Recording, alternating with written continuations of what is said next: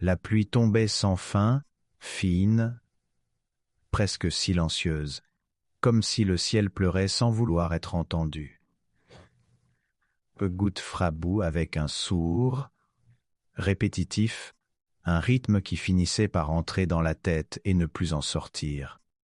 La tranchée respirait dans l'obscurité, vivante d'une vie lente et souterraine, faite de se fatiguer, de mouvements prudents, de silhouettes immobiles recroquevillées sous des couvertures humides qui ne réchauffaient plus rien.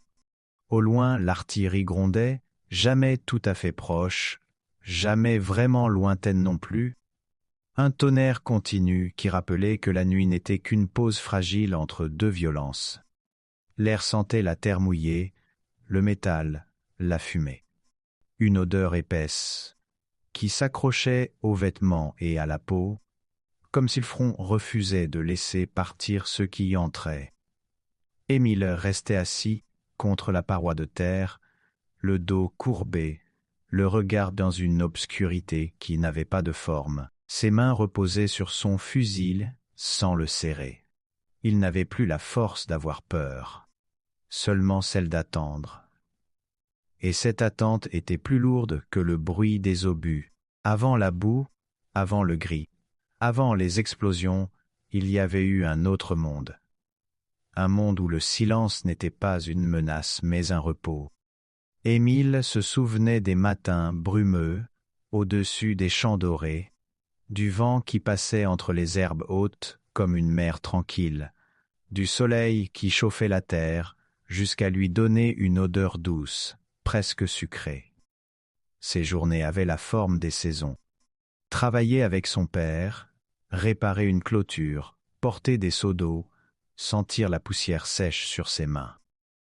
Le soir, la lampe éclairait la cuisine d'une lumière chaude et les voix étaient calmes, simples, familières. Personne ne parlait de guerre. Le monde semblait vaste mais sûr. Quand la lettre arriva, ce ne fut pas la peur qui entra d'abord dans la maison. Ce fut le silence, un silence lourd, comme celui qui précède un orage qu'on ne peut pas éviter. Le train les déposa dans un paysage qui ne ressemblait plus à rien de vivant. Le ciel était bas, écrasé par les nuages, et la lumière semblait venir de nulle part. Les arbres n'avaient plus de branches, seulement des formes noires et tordues, comme des corps figés dans un cri muet. Le sol n'était plus un sol. Il était ouvert, retourné, blessé. Chaque pas d'Émile s'enfonçait dans une boue épaisse, qui avalait les bottes avec un bruit mou, presque obscène.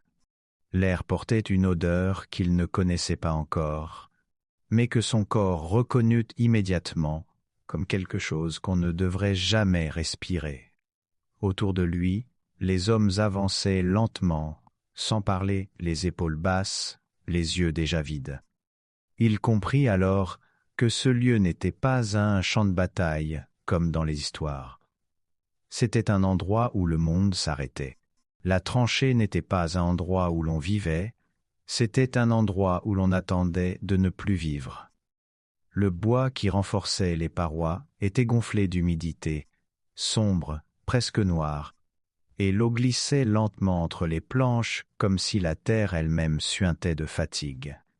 Chaque mouvement demandait un effort, non pas à cause du poids du corps, mais à cause du poids de l'air, lourd, chargé d'odeurs de boue, de métal rouillé et de vêtements qui ne séchaient jamais.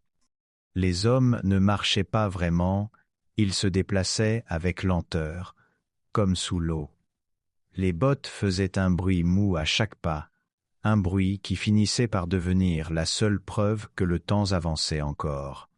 Les rats passaient entre eux sans crainte, gros, lents, certains portant des morceaux qu'il valait mieux ne pas identifier. Personne ne les chassait vraiment. Il n'y avait plus d'énergie pour la colère, mais ce qui usait le plus, ce n'était ni la faim, ni le froid, ni même le danger, c'était l'attente. Cette attente sans forme, sans durée, qui rongeait l'esprit comme la pluie ronge la terre. On attendait un ordre. On attendait un bombardement, On attendait la nuit, on attendait le matin, on attendait quelque chose qui ne portait pas de nom. Quand le front se calmait, ce qui arrivait rarement, un autre bruit prenait la place, celui des pensées. Émile restait immobile, le dos contre la terre froide, et laissait son esprit glisser ailleurs, loin, très loin d'ici. Il essayait de reconstruire la maison, pièce par pièce, comme on recolle un objet brisé. La porte en bois, la table usée, la fenêtre donnant sur les champs. Mais chaque détail lui échappait un peu plus, comme si le temps effaçait lentement ce qu'il avait été.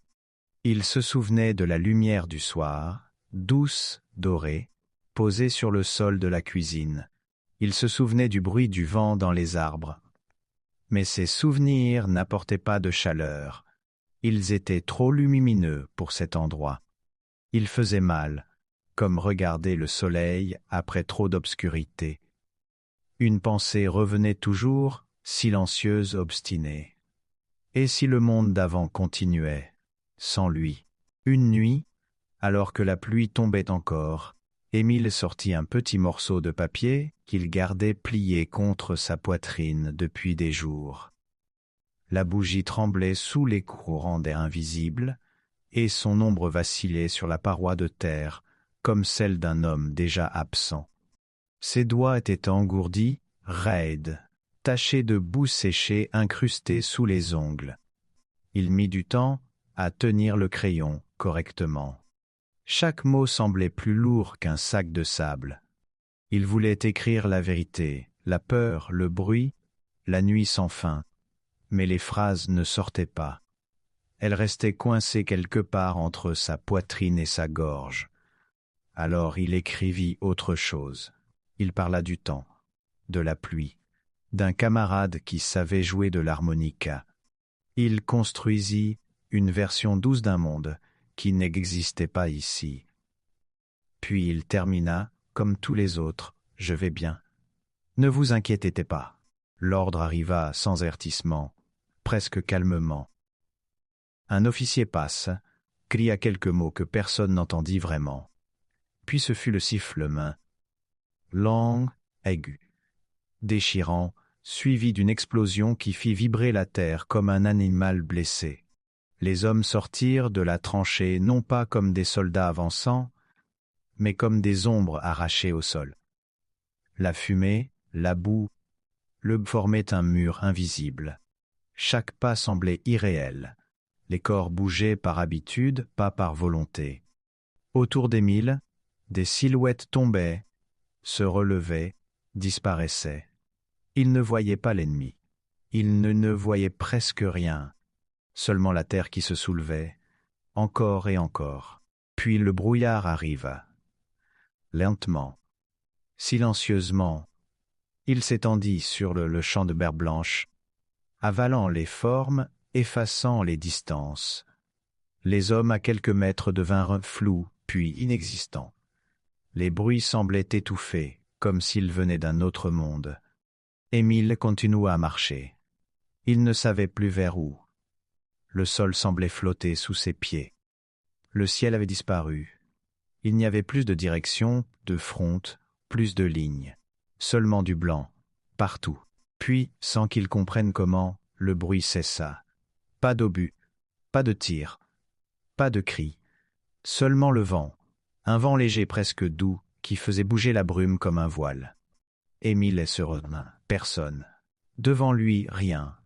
Le monde semblait vidé, abandonné. Son cœur battait fort, mais même ce son semblait venir de quelqu'un d'autre. Il appela. Sa voix fut avalée par le brouillard.